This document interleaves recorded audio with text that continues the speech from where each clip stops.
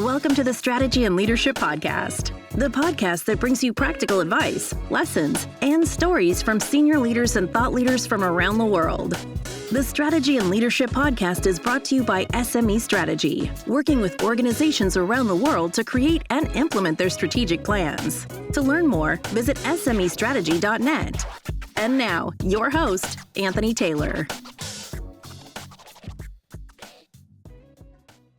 Hey there, folks. Welcome to today's episode of the Strategy and Leadership Podcast. I was going to try something new. I'm just super stoked for our guest today, Brad Zimmerman. Brad, I'm just so excited to chat with you. He doesn't go by titles, but officially partner at Phoenix Performance Partners, the author of The Great Engagement. This guy's been doing this for a long time. He knows lots of stuff, and everybody that we talk to knows lots of stuff. But one of the things that I just find interesting is when someone's been at their craft long enough, they really can build some magic, and they have a lot of reference points. And so far, I like everything about you, Brad. So welcome on the podcast. I'm grateful to chat with you. How are you today? Great, Anthony, and thanks for that robust welcome. I'm honored to be with you. You're obviously a very accomplished guy. I checked you out as well, and just thanks for having me. Well, it's my pleasure, and it's just neat. I mean, being a professional, being in the space, supporting people, human beings are at the heart of it. And it's like, hey, what can you give? It's like, give everything you got for everybody. And so that's why I think we're both here. So I'm excited for that. So, Brad, why don't you tell our listeners a little bit about who you are, what you do, a little bit about your upcoming book, and we'll get into a chat. Okay, great. Probably the simple explanation is I'm an executive coach, but I don't just do one-on-one executive coaching. I and my team do organizational work. So we go in and we help CEOs and top leadership teams create cultures that foster engagement, that foster the kind of personal commitment from the members of the organization that really drive then the kind of work that you guys do. It's developing the strategy, beginning to execute it, but getting people to own it personally is kind of our particular, niche, so to speak. I got into this 32 years ago, 1992, well, 33, I guess, late 91, when I had one of those, okay, I've got, 2 kids, a dog, a house in the suburbs, I'm living the American dream, I own a small firm, everything's great, except every morning I was getting up going, is that all there is? What I'm doing isn't really making a difference. And I kind of stumbled into coaching, frankly, through just a self-help program I got, and I got coached. And then they asked me if I wanted to get trained in coaching, and I got trained, and I fell in love, frankly. I just found that it was a way that I could contribute to people and help them attain their goals and help them to be better humans. Not like I have the answers, but there's, for all of us, there's how do we be our best selves, and how as an organization do we be our best selves?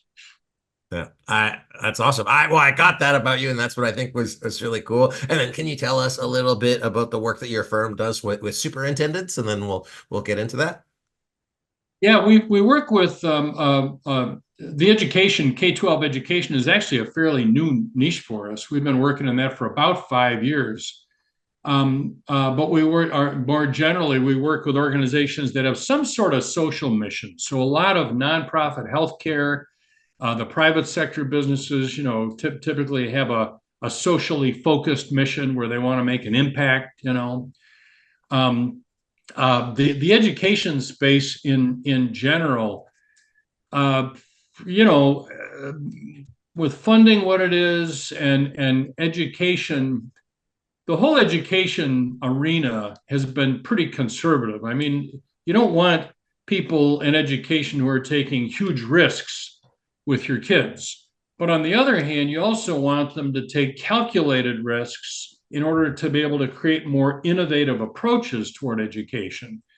And that's really what we do, is help the administrators of educators, educational organizations, superintendents and their teams, to foster greater levels of innovation, to embrace change. And specifically, we're looking to, I don't know if you're familiar with the idea of social and emotional learning. Mhm. So, yeah, the idea of helping children to understand how their emotional minds work and learn to regulate, to govern their emotional minds. Well, the challenge is that most of us adults don't know how to regulate our emotional minds. So teaching kids that is great, but to build cultures where social and emotional learning is the fabric of the culture, starting with the executive team and translating down into the teaching staff, is really what we're interested in and committing to do, because we think it's going to make a huge difference for the generations to come and improve our societies.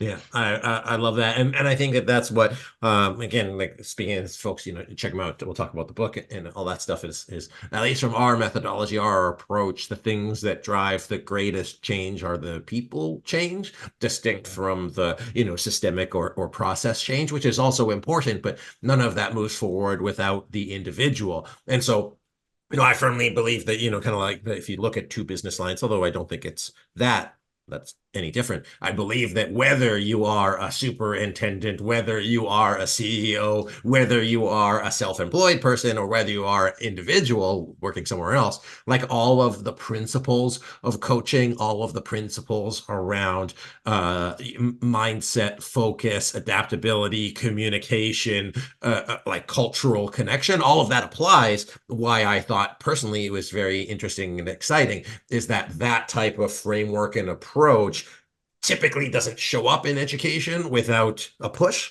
But when I believe it is applied in education, that's where you can really create the like groundbreaking stuff. We're doing a lot of work in Alaska, so it's neat to see, the parables around that. But enough about what I think. Brad, you've been doing this a long time. You've seen a lot of stuff. What are some of the things that you think are the biggest drivers or the biggest impacts of people? Or if our listeners wanted to take, two or three approaches just out of today, for them to learn, to think about, to reflect on, what would you say are the most impactful ones that, you keep in your right-hand pocket, if you know what I mean?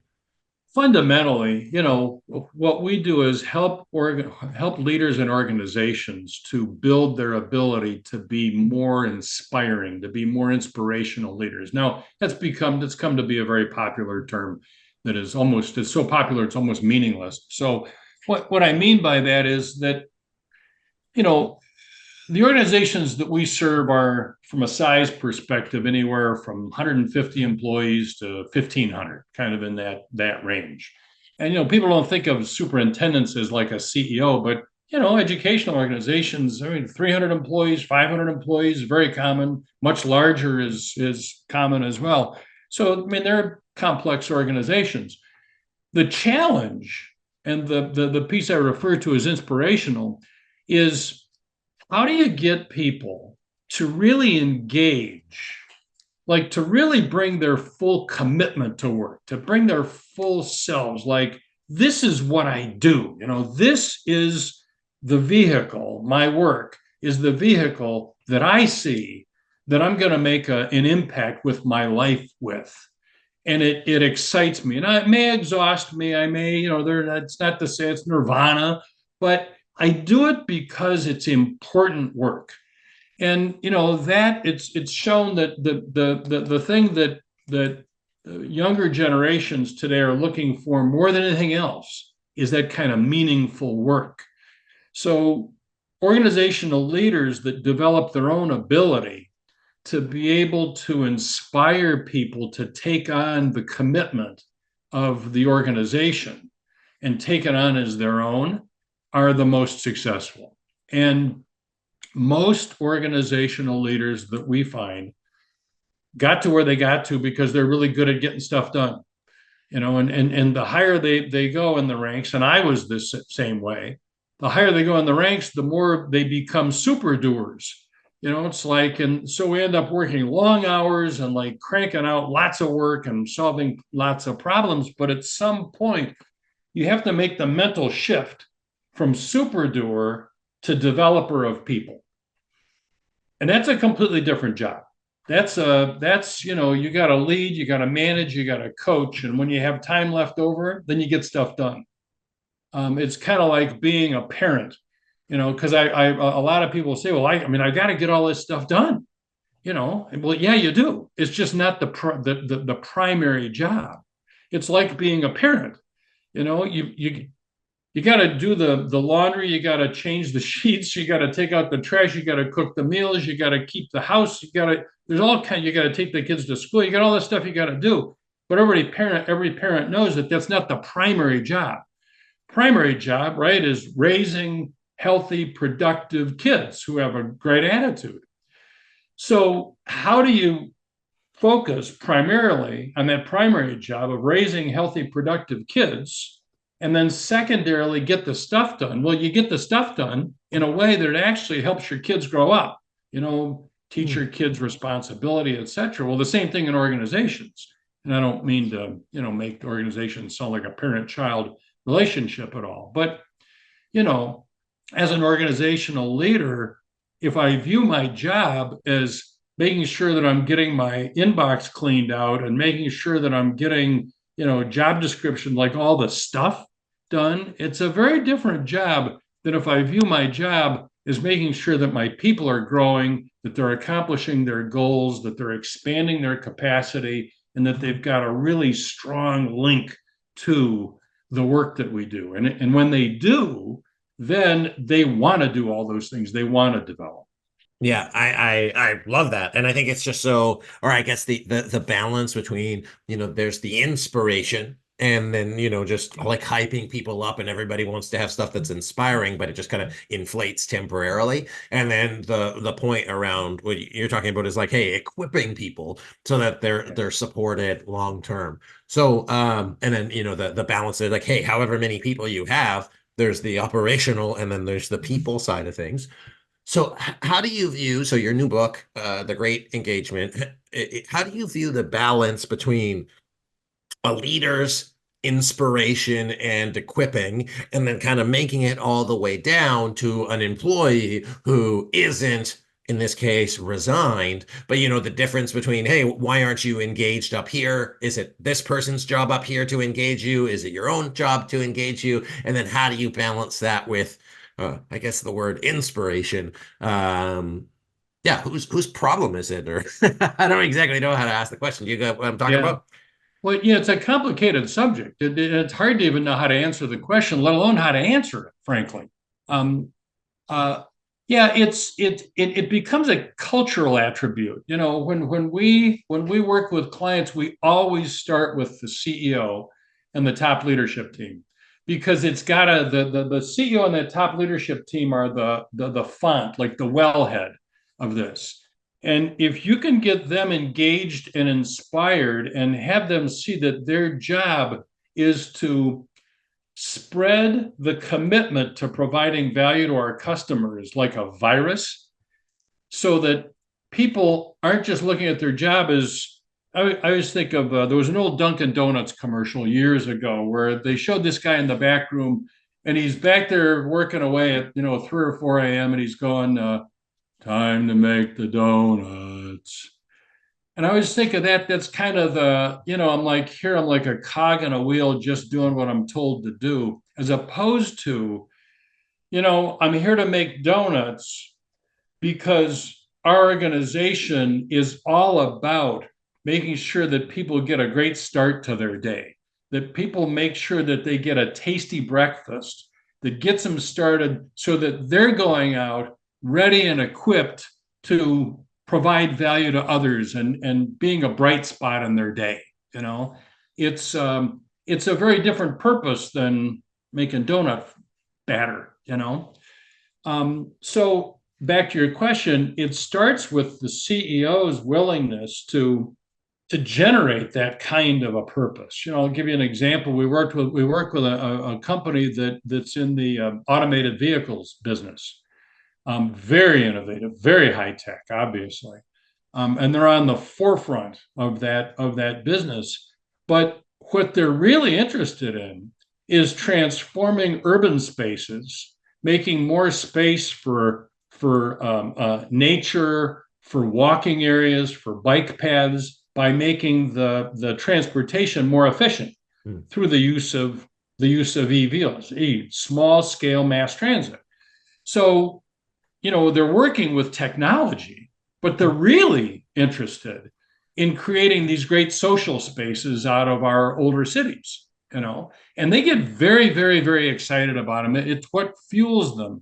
And the CEO talks about it, and the management team talks about this, and it's kind of the context for everything they do. The engineers out on the floor who are developing, this crazy new technology that I can't even get my brain wrapped around, frankly, when they start talking, get excited about it. It is the fuel that drives the organization. Hmm. Um, so that's very different than somebody that's talking about technology for technology's sake. Yeah. Well, I took away a couple things, and so like wrote down like the what fuels them, and just kind of riffing on that, because there's it's part of the job is to see for the CEO to figure out what fuels their employees and like support that. Like, let's say they didn't Yeah. have that existingly. The other like process piece of that is like hiring people that want to do that. But then to do that, you need to know what it is. So you need to be clear on what your purpose is. Your executive team needs to be clear on what your purpose is so that you can effectively hire and train people to do that. But one of the things that I just kind of took away, taking back from what you said earlier, is as a CEO, as a senior leader, you probably want to do well. And if you feel like you're failing, you're probably not having a fun time. And then like the contextual switch to, hey, you're not just doing a bunch of stuff, you're actually pouring into that. If you pour into people, you're going to be more successful. You're going to have a better time, because if you only stick in the operational stuff, you'll fail over here. You can like if yeah, so you can do one but not the other. And I think it's all about like helping people win, in a manner of speaking. Do I have most of that, Brad? Yeah, yeah, you absolutely have it. I'll give you another example. Worked with an organization in the financial services business a number of years ago, and they provided financial services for small businesses that helped them kind of become more effective and grow to the next level of financial stability and independence. Awesome. And when we started working with them, it was all they talked about was money, money, money, money, money, money, numbers, numbers, numbers, numbers, numbers. And they complained about how hard it was to get good people and get people engaged and get people who are really interested in working, and all the stuff that you hear people complain about, right? And we worked with the leadership team, and after working for a while, asking lots of questions and putting them through a lot of exercises, lots of inquiry, they realized that their business was really about helping these small businesses that they focused on to become more effective, to become more independent, to become more financially sustainable. And that when they were able to do that, that they'd actually work themselves out of a job. They'd actually take these organizations to a point where they didn't need their services anymore. And that became how they defined success. Mm. So rather than focus on you got to go out and bring in more clients, and you got to bring in more sales, and you got to bring in numbers, numbers, numbers, numbers, numbers, they started focusing on that purpose. And people got excited. And those people who were kind of like, well, I don't really want to go out and make sales calls. It's hard. I face a lot of no's. It's frustrating. All of a sudden started thinking, well, yeah, I get to help these people. It's a completely different conversation I'm having with them, because it's not about my need to get sales. It's about how can I help you, Mr. Small Businessman, be more successful? And their success rate increased. The number of referrals that they got from their customers increased, and they began to grow. And this is an organization, there's a bunch of bankers who at the beginning, treated us like we were crazy when we were saying to them, look, your mission is not about money. It ain't about money. We had these like huge arguments about it, and they finally saw it. So That's awesome. I think it's yeah, the why behind what you do drives it, and it's one of those things that like no one can duplicate it, because it is like yeah, your own unique sauce. Whether you're a small business or a big established business, like the roots, if you follow the wellhead example, like they're so deep that there's like one branch that is you, and that if you really own that and can own that top down, bottom up, Like you can become, I believe you can become a really powerful organization. I will take an opportunity because one of the things you had shared about was mission and purpose. So I'm going to take opportunity for everybody. I just got to make sure I get the link right. So if you go to phoenixperform.com/SME, you can get a copy of the book. And I'm not here to plug, I never plug, but I have to say, my belief is that you created this page, Brad, so that to make it a lot easier for folks to get the book and to get it into the hands of their people and to like make a difference. So given that that's the context, I'm like, heck yes, let's do that. I don't really care to help you sell an extra couple books,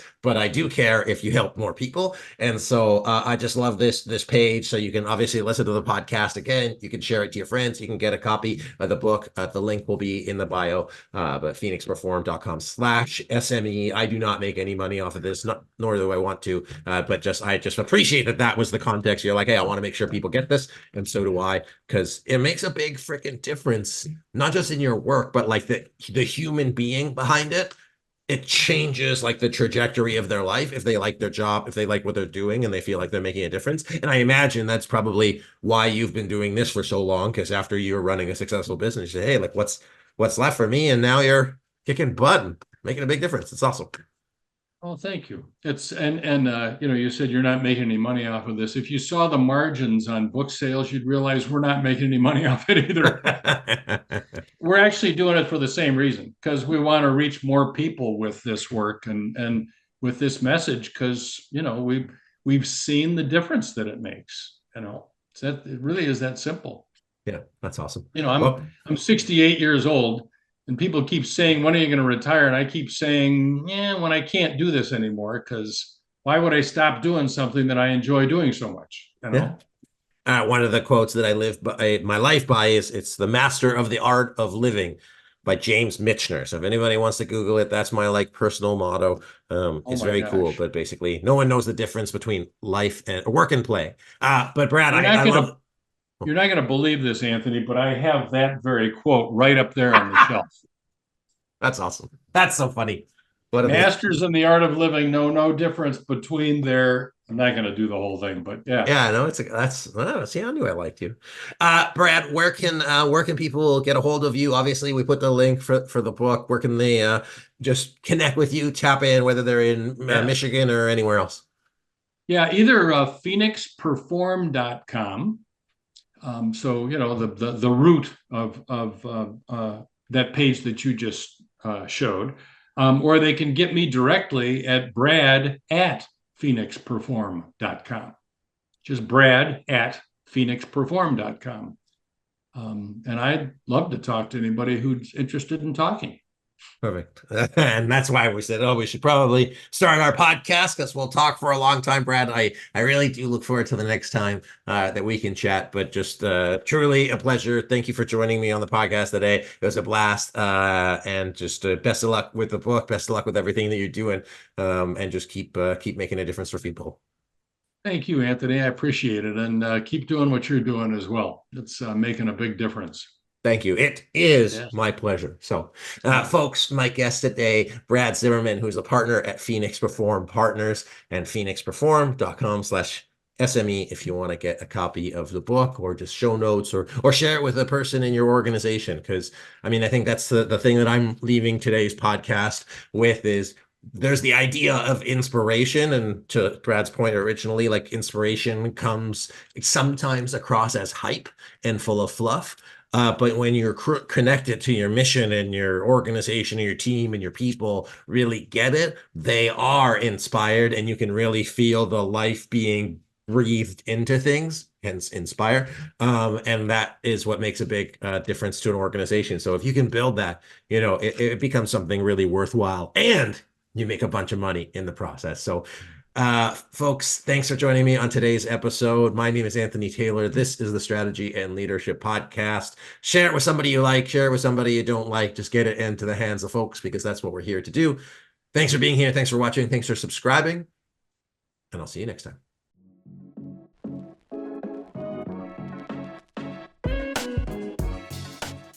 Thanks for listening to today's episode of the Strategy and Leadership Podcast.